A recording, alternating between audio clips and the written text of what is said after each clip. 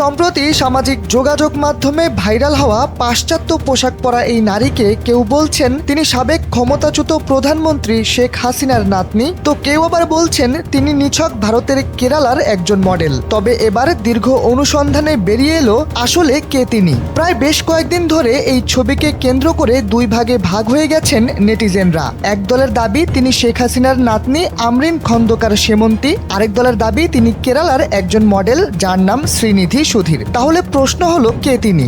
মঙ্গলবার এই বিষয়ে একটি প্রতিবেদন প্রকাশ করেছে রিউমার স্ক্যানার বাংলাদেশ, যেখানে বলা হয় সকালের খবর 24.com নামের একটি অনলাইন পোর্টালে দাবি করা হয়েছে RICL TMX, যুগের পর যুগ স্থাপনা থাকে মজবুত। যাকে শেখ হাসিনার নাতনি বলে সবাই জানছে তিনি আসলে বর্তমানে ভারতের কেরালার একজন খ্রিস্টান পরিবারের বধূ। তার নাম রেন কদুভাত, তার স্বামীর নাম নিখিল জর্জ কদুভাত। পরবর্তীতে এই নাম ধরেই অনুসন্ধানে নামে রিউমার স্ক্যানার বাংলাদেশ।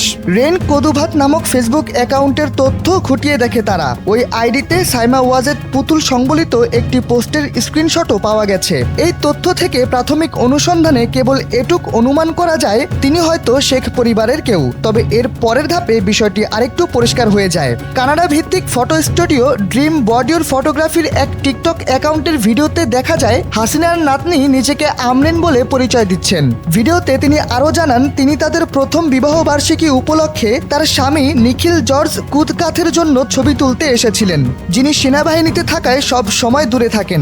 গত বছর 3 ফেব্রুয়ারি অনুসন্ধানী সাংবাদিক জুলকারনাইন সায়ের তার ফেসবুকে জাতিসংঘের একটি 5 লিস্টের ছবি শেয়ার করেন, যেখানে শেখ হাসিনার নাতনি তার স্বামীর নাম হিসেবে উল্লেখ করেছিলেন মিস্টার নিখিল জর্জ কদুকাথ নামের একটি নাম। অর্থাৎ এই বিষয়টি এখন প্রতীয়মান হয়ে গেল যাকে সামাজিক যোগাযোগ মাধ্যমে কেরালার মডেল বলে দাবি করা হচ্ছে তিনি আসলে শেখ পরিবারেরই একজন সদস্য। শাহরিয়ার আহমেদ, NPB।